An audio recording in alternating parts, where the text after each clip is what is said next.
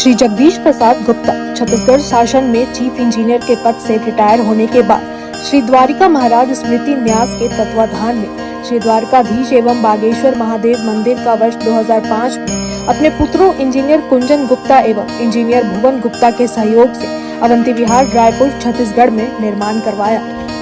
श्रीमद् भागवत कथा, राम कथा, गीता तत्व, वेदांत आदि के तात्पर्य को व्यासपीठ से कहने के कारण संतों द्वारा इन्हें आचार्य श्री जगदीश भी कहा जाता है। अपना संपूर्ण जीवन परमात्मा की सेवा में दिया। उन्होंने परमात्मा भगवान श्री द्वारिकाधीश के दिव्य गुणों और कर्मों को लेकर अभी तक 15 ग्रंथ लिखे हैं, जिन ग्रंथों को भारतवर्ष के जगत गुरु और महापुरुष संतों के द्वारा आशीर्वाद प्राप्त हुआ है। उनके ग्रंथ श्री राम कथा अमृत से अनमोल का उद्बोधन आप सुन रहे हैं। उनके इस ग्रंथ में 7 विचार हैं। उसमें से षष्ठम विचार श्री रामचरित्र का उद्बोधन सुन रहे हैं। क्या बात है, राम के लिए भोजन जुटाने से मैं तृप्त हो जाता हूँ। कृपा सिंधु परिहरई किसु, उसका ऐसे कैसे, इन चीज़ों को कैसे कोई छोड़ सकता है, कैसे कोई त्याग कर सकता है आपके चरणों का। राघव प्रसन्न हो गए, श्री लक्ष्मण को चरणों से उठाकर हृदय से लगा लिया, कहा आओ जाओ तात, शीघ्र ही माँ से आज्ञा ले आओ ताकि शीघ्र ही वन को प्रस्थान किया जा सके। वन गमन की आज्ञा मांगने पर माता सुमित्रा अपने पुत्र की लक्ष्मण को कहती हैं, क्या बात है, सबकी बुद्धि में देखिए राम सने हुए हैं। पुत्रवती जुवती जग सोई, रघुपति भागा तु जासु सुत हुई। वही स्त्री संसार में माँ कहलाने के योग्य है, माँ कहलाने के योग्य है। जिसका पुत्र राम भक्त है तभी वो माँ कहलाएगी, पुत्रवती तभी है। बहुत सारे तो जन्म कर दिया, दे दिया किसी स्त्री ने, पर जो है उसको राम एक भी भक्त नहीं बन पाया उसकी कोख से, तो समझ लीजिए क्या है उस स्त्री की स्थिति। समझ लीजिए वह स्थिति जो है मातृत्व के रूप में उसका अभिनंदन नहीं किया जा सकता। वो पुत्रवती युवती जग सोई, पुत्रवती पुत्रवती नहीं मान सकते उसको, क्योंकि उसने भक्त को जन्म नहीं दिया है। न तरु बांझ भली बादी बयानी, से तो बांझ अच्छी होती यदि उस राघव का भक्त नहीं बना सकी उसकी को, तो बांझ ही अच्छी थी। राम विमुख सुत ते हित जानी, यदि पुत्र यदि राम भक्त नहीं है तो बांझ होना अच्छा है। तुम्हारे ही भाग राम बन जाही, तू सर हेतु तात कछु नाही, सकल सुकृत कर बल फलेहु, राम सिय पद सहज सनेहु। सबको ज्ञात है ये सब के। अरे देखिए, आप सोचते होंगे कैसे ज्ञात है कि जो है ये परब्रह्म है, पराम्बा है, उनका प्रभाव ऐसा है। अरे सूरज की जब आभा से कौन वंचित रह सकता है, वही न वंचित रहेगा जिसके नेत्रों में दोष होगा। ध्यान दीजिए, जो उल्लू होगा उसको ही प्रकाश दिखाई नहीं पड़ेगा। ये सब लोगों को प्रकाश, वो रूप, वह व्यक्तित्व नजर आता है। अद्भुत व्यक्तित्व है ठाकुर जी का। तो राघव का वनगमन तुम्हारी कीर्ति का विस्तार करने के लिए हो रहा है पुत्र, कौन और कोई कारण नहीं है। समस्त सत्कर्मों का अनुष्ठान का पुत्र अंतिम फल यही है कि सीताराम के युगल चरणों में जीव का स्वाभाविक प्रेम हो जाए। सर्वेषां श्रेयसाम अपि सर्वेषां आत्मा ही अवधि अर्थताः। सीताराम को जानो, आत्मा को जानो, सबका आत्मा है ये। सर्वेषामपि भूतानां हरि आत्मा आत्मदो प्रियाः। हरि आत्मा है सबकी, आत्मज्ञान देने वाले हैं। अंतिम फल यही कहलाएगा, श्रेयसाम सर्वेषाम, अंतिम फल क्या? अंतिम फल यह है कि आपको युगल चरणों में जुगल स्वाभाविक प्रेम हो जाए। माता सुमित्रा यह भी कहती, पुत्र राग, रोष, ईर्ष्या, मद और मोह ये सभी विकार हैं, इनके वश में कभी न होना। न राग के वश में हो, न द्वेष के वश में हो, न रोष के, न मदमोह के। इनका सतत त्याग करके श्री सीताराम के युगल पाद पद्मों की सेवा करो। जाओ पुत्र जाओ, सीताराम के साथ जाओ, इनके श्री चरणों में तुम्हारी प्रीति नितिन नितिन रमीन बदी रहे। तो इस प्रकार का, तो इसका मतलब धन्य कर दिया उन्होंने अपनी कोख को कि वो मैं वह पुत्रवती हूँ। लक्ष्मण जो है मेरा पुत्र राम भक्त है। ध्यान दीजिए, वनगमन की विदाई के पूर्व राघवेंद्र अपने महल में अपने निजी श्रेष्ठ आभूषण जैसे अंगद, सुंदर कुंडल, सुवर्णमय धागे में पिरोए हुए मणियों के हार, केयूर, वलय आदि अनेकानक रत्न, ये सभी महर्षि वशिष्ठ के पुत्र मुनि सुयस को विधिवत पूजा कर दान में दे दिए। उनका पूजा किया और सब दान का संकल्प कर दिया। सारे स्वर्णाभूषण, सारे स्वर्ण रत्न सब दान कर दिए। और साथ ही सीता जी की इच्छानुसार जनक दुलारी के हार, सुवर्ण सूत्र क्या करेंगे? 14 साल तक इसका संग्रह कौन करेगा, कौन देखेगा, और किसके लिए संग्रह करें? जंगल के हम जंगल भेज दिए गए तो हमारे इसका कोई औचित्य नहीं है। इस संग्रह का हम जो है वन चले जा रहे हैं, तो इस संग्रह का तो वनवासी के लिए क्या उपयोग है? इस संग्रह का, इन वस्तुओं आभूषणों का सब दे दिया। शिव की पत्नी को उपहार में दे दिया सब श्रृंगार की वस्तुओं को, साथ उत्तम बिछौने, और कोई विकार नहीं आया कि मैं राज रानी की, राजा जनक की मैं पुत्री हूँ, चक्रवर्ती सम्राट की मैं बहू हूँ, मैं उस व्यक्ति की बहू, उस व्यक्ति की बहू हूँ जिसका जो राज तिलक चक्रवर्ती सम्राट के रूप में होने वाला था, जिसको मैंने शुभकामना दिया था कि राजस्व यज्ञ में जैसे आप मृग सिंह को लेकर आप जो है बैठ के संकल्प करेंगे, मैं उस रूप को देखना चाहती हूँ। और इन्होंने जो है बिना किसी विकार के सारी चीजों को दान कर दिया और सुयज्ञ से आशीर्वाद ग्रहण कर लिया। ये सब बातें भी जो है पूरे वातावरण के अंदर में जो है प्रसारित हो रही हैं कि राघव जिनको राजपद दिया गया था उनको वन पद दिया गया है। तो सारी सामग्री जो उनके पास थी संग्रहित, उस संग्रहित सामग्री को अपने सब सोने चांदी जिसका मूल्य संसार मानता है, उनके लिए अब किसी कंकड़ पत्थर से ये बन गए हुए, किसी मूल्य केंद्र रह गए। वन गमन के अवसर को राघवेंद्र ने यज्ञ अनुष्ठान के पर्व में परिवर्तित, यज्ञ अनुष्ठान, यज्ञ बना दिया। संसार में यज्ञार्थात कर्मणो अन्यत्र लोकोऽयं कर्मणः, यज्ञ बना दीजिए। आप लोग कोई काम करिए, यज्ञ बना दीजिए उस काम को। यज्ञ में क्या होता है? सब चीजों की आहुति डालते हैं। उसका अर्थ क्या है? सारे पदार्थ परमात्मा के हैं, प्रकृति के पदार्थ प्रकृति को दे दिए जाते हैं। परमात्मा प्रकृति के स्वामी है, इस हिसाब से यज्ञ होता है। लोगों का उनका वियोग नहीं, अभी तो उनका यह महान कर्म हृदय तक स्पर्श कर गया। हा, इस यज्ञ से सब अभिभूत हो गए। एक एक चीज को समझिए आप, एक एक चीज को, अपने व्यक्तित्व को इतना विराट बनाया। आज तक वह कीर्ति त्रेता युग के बाद कई, यहां समझ लीजिए 4,32,000 वर्ष का कलयुग, 8,64,000 वर्ष का द्वापर, और उसमें आप फिर 4,32 जोड़ दीजिए, समझ लीजिए 13 लाख वर्ष के बाद का ये सिनारियो है। और वह आज भी राम प्रभु का यह जो विराट व्यक्तित्व चारों तरफ में जो है सबको डोमिनेट करता है, सबको प्रभावित करता, अभिभूत कर जाता है। मुनि सुयज्ञों की पत्नी तक यह दान का उपहार दिए जाने का क्रम नहीं थमा।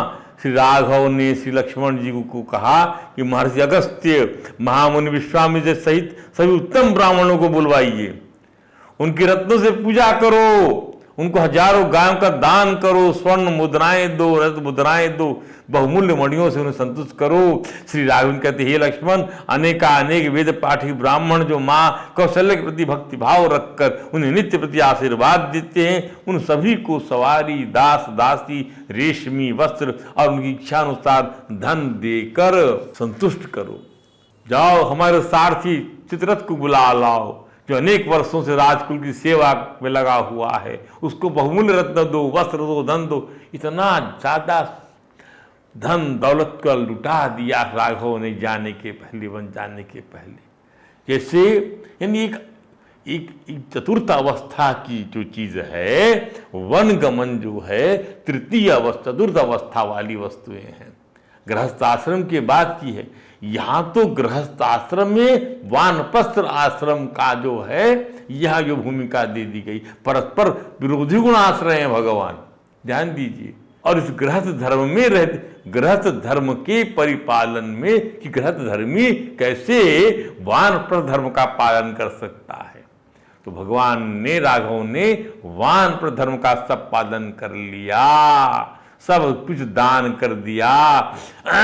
इसके अतिरिक्त जितने भी वेद के अध्ययनशील दंडधारी ब्रह्मचारी हैं, उन सभी को भी रत्नों से लदे हुए 80 ऊंट, रत्नों से लदे हुए, चावल का भार ढोने वाले 1000 बैल और चने मूंग दाल आदि का भार ढोने वाले 200 बैल और दिलवा दिया। श्री रघुनाथ पुनः कहते हैं, क्या इस वन गमन प्रसंग को पिता की आज्ञा से जो चीज उनके पास रहती थी सब कुछ जागीरे में, देखिए साहब, सब कुछ जागीरे दिया था राजा ने, अपनी अपनी जागीर से जो धन दौलत मिलता था राजा के पुत्र से अपने अपने हिस्से का सब सामान दान कर दिया इन लोगों ने। राघव कहते हैं, व्यंजनार्थता सौमित्रे गोशास्त्रम पाकुरु मेखलीना महासंग कौसल्याम समुपस्थिताः तेषां सहस्त्रम सौमित्रे प्रत्येकम संप्रदापयाम।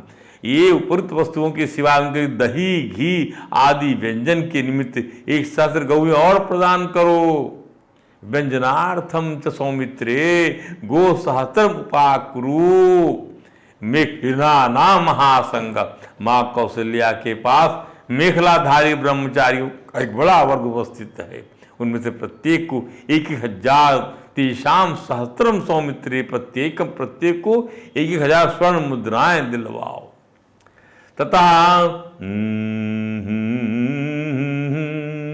ततः पुरुषा शार्दूलस्तदा धनम लक्ष्मणः स्वयं यथोक्तम ब्राह्मणेन्द्राणाम् अददात् धनदो यथा। इस प्रकार पुरुष शार्दूल, पुरुष सिंह लक्ष्मण ने स्वयं ही कुबेर की भांति श्री राम के कथनानुसार उन श्रेष्ठ ब्राह्मणों को उस धन का दान कर दिया। इसके साथ ही श्री राघव ने अपने महल के अपने आश्रित सेवकों को, जिनकी आंखें आंसुओं से भरी हुई थी, आंसू बह रहे थे, सिसकियां निकल रही थी, राघव के वन गमन का क्षण था, एक समय 1 घंटा एक्स्ट्रा नहीं दिया उनकी विमाता ने, 1 घंटा क्या 1 मिनट अतिरिक्त नहीं दिया, नागरीय सेवा का उपयोग करने का एक अतिरिक्त समय नहीं दिया। सबका गला रूंधा हुआ था, वहां उस दिन सभी आश्रितजनों को अलग अलग बुलाकर 14 वर्षों तक जीविका चलाने योग्य बहुत सा द्रव्य प्रदान कर कहा, लक्ष्मणस्य चायद वेश्मा गृहं चायदं ममां अशून्यम कारमेकैकं यावदागमनम। जब तक मैं वन से लौट कर ना आ जाऊं, भगवान वाल्मीकि लिखा है, तब तक तुम लोग लक्ष्मण के और मेरे इस घर को छोड़कर अन्यत्र नहीं जाना। ये लो 14 वर्ष तक जीविका चलाओ, किसी पर मोहताजी नहीं, राजकोष से धन मिले या ना मिले, ये लो पैसा तुमको एडवांस अग्रिम दे दिया। अग्रिम जीविका चलाने 14 वर्ष की जीविका का सब इंतजाम कर दिया। राघव ने उन्हें कभी सूना नहीं छोड़ना। इतना कहकर श्री राम ने खजांची से कहा, खजाने में मेरा जितना धन सब ले आओ। फिर क्या था, सारे सेवकों ने ढो ढो कर श्री राम के समक्ष धन राशि का ढेर लगा दिया। श्री राघव से लक्ष्मण ने उस अतुल धन राशि को बूढ़े ब्राह्मणों, दीन दुखियों को बंटवा दिया। उस समय वहां कोई, देखिए, सिंपल साधारण वन का गमन नहीं हो रहा है, यज्ञानुष्ठान में परिवर्तित कर दिया कि अब मैं जो हूं वानप्रस्थ जीवन को जीने के लिए जा रहा हूं, तो ये धन दौलत की आवश्यकता मुझे अब नहीं है। 14 वर्ष तक मैं वहां रहूं, उसके बाद क्या होता है, केवल ये सुरक्षा कर देने की है, कर दिया, अपने लिए कुछ चाहिए नहीं मुझको। और सब चीज उन्होंने दान कर दिया, बंटवा दिया बूढ़ों को, दीन दुखियों को। उस समय वहाँ कोई भी ब्राह्मण, सुहृद, सेवक, दरिद्र अथवा भिक्षुक ऐसा नहीं था जो श्री राघव के यथायोग्य सम्मान दान आदर से संतृप्त न किया गो। अहो, कितना अद्भुत है श्री रामचरित, कितना अद्भुत है। श्री राघव परम ज्ञान है, मिथिला कुमारी परम भक्ति है, श्री राघव की आह्लादनीय शक्ति का सार स्वरूप। देखिए साहब, ये सब बातें नहीं आती सामने, कुछ बातें आती हैं, समग्र बातें आ ही नहीं सकती हैं। समग्र बातें मंथन करने पर आएंगी। ठाकुर जी के दिव्य चरित्र का आप जब मंथन करेंगे तब जाकर आपको कुछ अमृत प्राप्त होगा। और लगता पीते रहो पीते रहो पीते रहो। श्री लक्ष्मण जी महाराज परम वैराग्य है। श्री लखन सिया रामचंद्र भगवान की जय हो। ये तीनों दिव्य मूर्तियां पैदल ही वनगमन के पूर्व पिता के अंतिम दर्शन हेतु महाराज दशरथ के महल में पधारते हैं। पैर में पनही भी नहीं है। सोचिए आप, अब ये लोग पिता के महल में पधारते हैं। महाराज दशरथ परम भक्त हैं और कई जन्मों से भक्त हैं। भगवान को पुत्र बना लेने की क्षमता रखने वाली भक्ति के सामर्थ्यशाली सम्राट हैं। पूर्व जन्म के मनु हैं ये। आदि भौतिक रूप से पृथ्वीपति होने के नाते सभी महाराज को सिर झुकाते हैं, परंतु त्रिलोकी का स्वामी सिर झुकाए उस सम्राट की आज्ञा पालन के लिए हाथ बांधे खड़ा रहता है। संसार प्रणाम करता है महाराज दशरथ को, और महाराज दशरथ को संसार बनाने वाला प्रणाम करता है। क्या गौरव है महाराज दशरथ का, जरा विचार करिए, क्या गौरव है। यही गौरव आपको भी मिल सकता है। आप भक्ति करें भगवान की, सारा गौरव ठाकुर जी आपको दिलवा देंगे। ये हमारे जीवन का अनुभव है। सारा गौरव, सारा यश, सारी संपदाएं आपके इर्द गिर्द डोलेंगी, पर आपको केवल भगवान की ही याद आती रहेगी। इसको हमने खुद जिया है, अनुभव किया। देखिए हमारा दशरथ जीवन में हाथ बांधे लोग खड़े हैं। अभिनंदन तो उसी परम भक्त का होना चाहिए जिसके चरणों में से राघव अपनी विभूति और वैराग की सामर्थ्य को निछावर करते हैं। परम भक्त का होना, उसका अभिनंदन, दशरथ जी का अभिनंदन होना चाहिए, भक्त का अभिनंदन होना चाहिए। लंबी लंबी सांसें छूट रहे हैं, जल विहीन सरोवर की भांति निस्तेज शिथिल लंबी लंबी सांसें छूट रहे हैं। राहु ग्रस्त सूर्य के समान महाराज दशरथ की स्थिति इस समय है। राख से ढकी हुई आग के समान जल विहीन सरोवर की भांति, ऐसा सरोवर ऐसा जल नहीं है, निस्तेज लंबी लंबी सांसें छोड़ते हुए पड़े हुए हैं। इसी अवस्था में सुमंत जी ने निवेदन किया, हे पृथ्वीपति, आपके पुत्र श्री राघव ब्राह्मणों और अपने आस सभी सेवकों को अपनी सारी लक्ष्मी, सारी धन संपदा दान कर, लुटा कर अपने सभी आत्मीय जनों से विदा लेकर इस समय आपके दर्शन के लिए आना चाहते। आज्ञा दीजिए तो यहाँ आकर आपका दर्शन लाभ करें। महाराज, राजन अब ये विशाल वन में चले जाएंगे, अतः किरणों से तो सूर्य की भांति समस्त राजोचित गुणों से संपन्न श्री राम को आप भी जी भर कर देख लीजिए। महाराज, इस पर सत्यवादी महाराज दशरथ ने सुमंत से कहा, क्या? सुमंत्रानय में दारान, हे सुमंत्र जाओ मेरी समस्त स्त्रियों को ले आओ। ये किचिदिया माम का, जो कोई यहाँ, जो कोई भी मेरी स्त्रियां हैं, दारई प्रवृत्ता सर्वई द्रष्टुमिच्छामि राघवम। मैं राघव को सब रानियों के बीच में जो है घिरा हुआ देखना चाहता हूं। सुमंत्र इस आदेश का तत्काल पालन किया। फलस्वरूप महाराज की कोई 350 प्रतिवता नारियां रानियां महारानी कौशल्या को सब ओर से घेर कर धीरे धीरे कैकेयी के उस भवन में पहुंचती। 350, ध्यान दीजिएगा। सारी रानियों को आज आ जाने पर महाराज ने सुमंत्र से कहा, अब मेरे पुत्र को ले आओ सुमंत्र। सुमंत्र तत्काल श्री राघव को, श्री लक्ष्मण जी को और श्री सीता जी को लेकर महाराज के पास लौट आते हैं। ये तीनों दूर से ही हाथ जोड़े हुए महाराज के चरणों की ओर बढ़ते हैं। तब प्रजापालक महाराज विवेक से उनकी ओर दौड़ पड़ते हैं, पर दुख के अतिरेक से ऐसा नहीं कर पाते, पृथ्वी पर गिर पड़ते हैं। इस पर अंतःपुर से आभूषणों की ध्वनि के साथ सहस्त्रों स्त्रियों का हा हा राम इति सहसा भूषण ध्वनि मिश्रिता हा राम यह आर्तनाद गूंज उठता है। तम परिस्वज्जा बाहुभ्याम ताउभौ राम लक्ष्मण। तब श्री राम और लक्ष्मण दोनों भाई श्री सीता जी के साथ रो पड़े। तम परिस्वज्य बाहुभ्याम तौ उभौ राम लक्ष्मण पर्यंके सीतया सार्धम रुदन्तः समवेशयन्। तीनों ने महाराज को दोनों भुजाओं में उठाकर पलंग पर बिठा दिया। 2 घड़ी बाद और सब जो है सब रोने लगे, दोनों भाई सीता तक। महाराज को चेत हुआ। तब श्री राम ने अपने लिए श्री लक्ष्मण और श्री सीता जी के लिए महाराज से दंडकारण्य जाने के लिए आज्ञा मांगी। तब महाराज ने कहा, अहम राघव कैकेय्या वरदानेन मोहिता।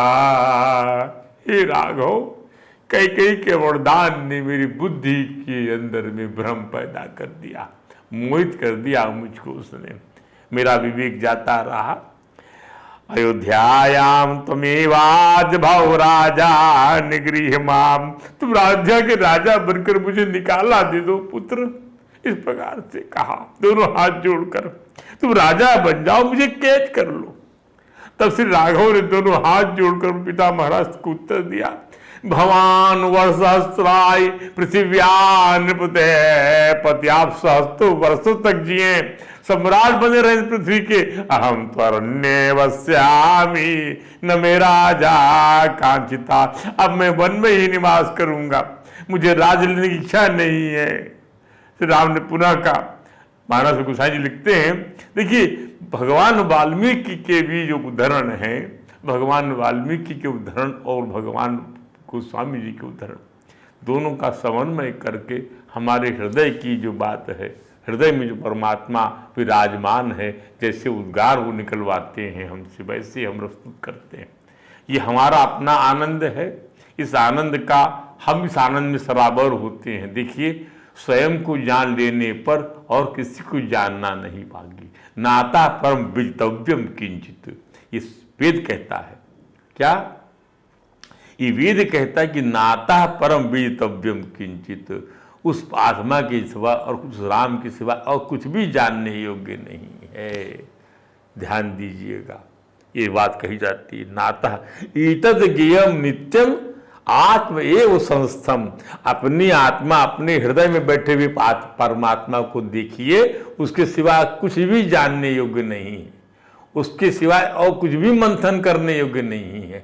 उसका ध्यान हो, उसी के लिए अभ्यास हो, उसके लिए सत्संग हो। ध्यान दीजिए, श्री राम ने पुनः कहा, पितुवशीष आयसु मुहि दीजिए, मुझे आशीर्वाद दीजिए, आज्ञा दीजिए। आयुष भी दीजिए, आशीष भी दीजिए, आशीष आयुष दोनों। हर्ष समय विषमऊ कत कीजिए, ये हर्ष का समय है पिताश्री। तात किए प्रिय प्रेम प्रमादु, परंतु आप क्यों विषाद कर रहे हैं? जस जग जाय हो अपवादु। हे तात, में आपका प्रिय ठीक है, पर क्या इसलिए आप अपने धर्म के निर्वाह में प्रमाद करेंगे? क्या बात है। ऐसी सोच से महाराज संसार में आपके यश का नहीं अपयश का ही ज्ञान किया जाएगा।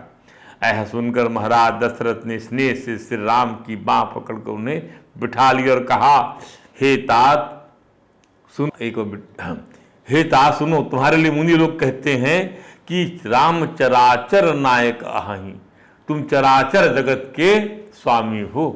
श्री राम महाराज कहते हैं, शुभ रुषा शुभ करम अनुहारे, इस देहु फल हृदय विचारी, करई जो करम पाव फल सोई, और निगम नीति असी कह साब कोई, और करे अपराध को औ पावा फल भोग, अति विचित्र भगवंत गति को जग जाने जोग।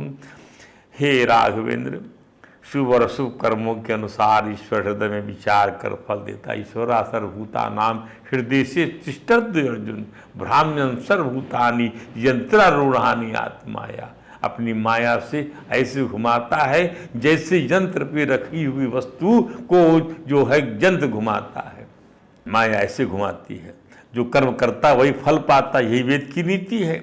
ऐसा सभी लोग कहते हैं, परंतु इसके विपरीत हो रहा। राम करता कोई है, भरता कोई है, और करे अपराध को। अपराध किसी ने किया है, फल मुझे मिल रहा है। अपराध कई का है, फल मैं पा रहा हूँ। अति विचित्र भगवंत गति को जग जाने जो। हे पुत्र, इस अवसर पर जो इस नीति के विरुद्ध घटित हो रहा है, अपराध तो कोई और ही करे और उसके फल का भोग कोई और ही पाए। भगवान की लीला बड़ी विचित्र है, उसे जानने योग्य जगत में कौन है। अपराधी तो मैं हूं, मुझे ही बन जाना चाहिए। अपराध करे कोई और, फल तुमको मिल रहा है, तुम बन जा रहे। अपराध मैंने किया है, मुझे बन जाना चाहिए। सम्राट दशरथ ने इस प्रकार राघवेंद्र को रखने के लिए छल छोड़कर बहुत से उपाय किए, परंतु श्री राघव अयोध्या में रहने के लिए तैयार नहीं हुए। वे अपने वन जाने के निर्णय पर अटल रहे। तब महाराज दशरथ ने कहा, बेटा रघुनंदन, तुम सत्य स्वरूप और धर्मात्मा हो, तुम्हारे विचार को पलटना तो असंभव है, परंतु रात भर और रह जाओ। सिर्फ एक रात के लिए अपनी यात्रा रोक दो, केवल एक दिन तो और तुम्हें देखने का सुख उठा लूं। बड़ा महत्व है इस बात का, एक दिन तुम्हें देखने का सुख। कोई पुत्र को नहीं, कोई व्यक्ति को नहीं, परमात्मा को एक दिन और देखने मिल जाता है। प्राण जो है वो रहना चाहते हैं शरीर में, तो कहते हैं इनको रोको, आज ये प्राण रुक जाएगा नहीं तो कल चला जाएगा। ध्यान से समझिएगा, ये जो है यह अंतर आत्मा की आवाज़ आती है। एक रात यात्रा रोक दो, तुम्हें देखने का सुख उठा लूँ मैं केवल एक दिन, क्योंकि अगले दिन जब तुम चले जाओगे तो मैं नहीं रहूँगा। ये बात जो है छुपी हुई है, यही ही जो है अंतिम इच्छा है मेरी। ये बात छुपी हुई है, ये बात नहीं, इस वक्तव्य में वो बात छुपी हुई है। अभिप्राय वही है कि प्राण जाने का उनका समय है, इसलिए ये बात निकल रही है। ये बात बाद में याद करेंगे लोग कि ये कहा था, आज और रुक जाते, आज और रुक जाते तो शायद ये जो है प्राणांत टल जाता। ये दवा मिल जाती तो प्राणांत टल जाता, लेकिन प्राणांत तो होना ही है, तो दवा कहाँ से मिले, राम रुकेंगे कैसे? यही चीज जो है दैव कहलाती है। महाराज ने यह भी कहा, हे राघव मेरे बच्चे, मुझे तुम्हारा वन जाना जरा भी अच्छा नहीं लग रहा है। मेरी यह स्त्री कैकेयी राख में छिपी आग के समान भयंकर है। इसने अपने क्रूर अभिप्राय को छिपा रखा था। इसी ने आज मुझे मेरे अभिष्ट मनोरथ से तुम्हें रात तिलक देने से मेरे संकल्प से वंचित करा दिया। कुरुचित सारे सदाचार को नष्ट करने वाले इस कैकेयी ने वरदान के लिए प्रेरित कर, हे राम मेरे साथ बहुत बड़ा धोखा किया है, छल किया है, विश्वासघात किया है, छुरा भोंका है मेरी पीठ में, मेरे प्राण ले लिया इसने। इसको क्या पता है कि राम मेरे लिए क्या है। इसके द्वारा जो वंचना मुझे प्राप्त हुई है उसी को तुम पार करना चाहते हो ना, उसी को तुम पार करना चाहते हो ना। इसने जो वचन मांगा मेरे से वन जाने का, तो चाहते वन चला जाए, तुम मत जाना चाहते हो, सत्यवादी बनना चाहते हो। न चाहिए तदाश्चर्यतमम यत्तम ज्येष्ठ सुतो मम। अपान कृतम कथम पुत्र पितरम कर्तुमिच्छसि। तुम्हारे लिए कोई आश्चर्य की बात नहीं, क्योंकि तुम गुण और अवस्था दोनों ही दृष्टियों से मेरे ज्येष्ठ पुत्र हो। तो इसका अर्थ क्या हुआ? गुण और अवस्था दोनों से ही ज्येष्ठ होता है व्यक्ति, गुण से गुण वृद्ध होता है। क्या गुण है? तो कुछ भी हो, आज न जाओ पुत्र, परंतु छोटे भाई लक्ष्मण सहित श्री राम ने दुखी होकर अपने पिता महाराज से कहा। यही भगवान के चरित्र की अलौकिकता और उसकी चरित्र का मंथन करने का एक मोड़ है। आप देखिए, धर्म पर क्या निष्ठा है, अटल निष्ठा, भावना का कोई वहाँ मुहूर्त नहीं है। पाश्यामि मानदय मान प्राश्यामि यानदय गुणान कुमे स्वस्तान प्रदास्यते आक्रमण वेतावेवातः सर्व कामय हम वृणम।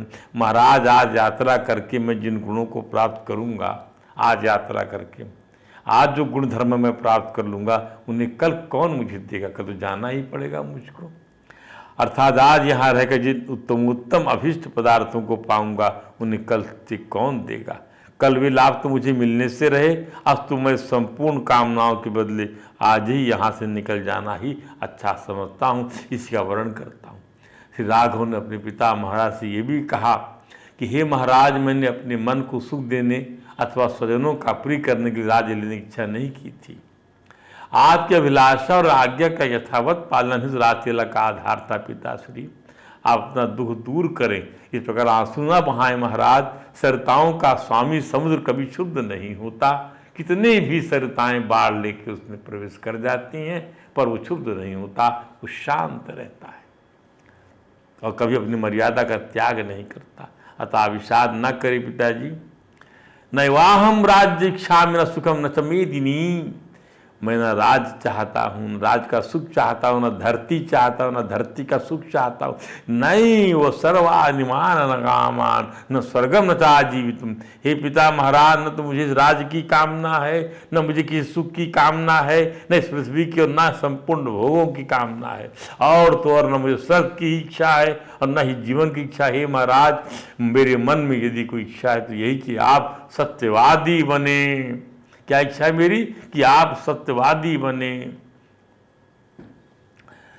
तो अहम सत्यभिक्षामि नारतम पुरुषार्थम। हे पुरुष श्रेष्ठ, मैं आपको सत्यवादी देखना चाहता हूं, आपका वचन मिथ्या न हो पाए। श्री राम ने पुनः कहा, पिता हि दैवतम तात देवतानाम विस्मृतम तस्मात् दैवतमित्येव करिष्यामि पितुर्वचा। तात पिता देवताओं के भी देवता माने गए हैं, अतः मैं देवता समझकर ही पिता महाराज आपकी आज्ञा का पालन करूंगा। पिता ही दैवतम तात, पिता देवताओं के भी देवतम तात देवतानाम अपि देवतानापि दैवतम, देवों के भी दैव माने गए हैं पिता। तस्मात् दैवतम इत्येव करिष्यामि, अतः मैं देवता समझकर ही, तो पिता क्या है? देवताओं का भी देवता, अतः मैं आपको पिता नहीं देवता समझकर ही आपकी आज्ञा का पालन करूंगा। श्री राघव ने कहा, मैं यहाँ भी क्षण भी नहीं ठहर सकता। आप ये सारी पृथ्वी, निज संपदा, सभी कुछ राज संपदा सब भरत को दे दीजिए। मैं आपका आदेश का पालन करता हूँ। दीर्घ काल तक वन में निवास करने के लिए यात्रा कर रहा हूँ।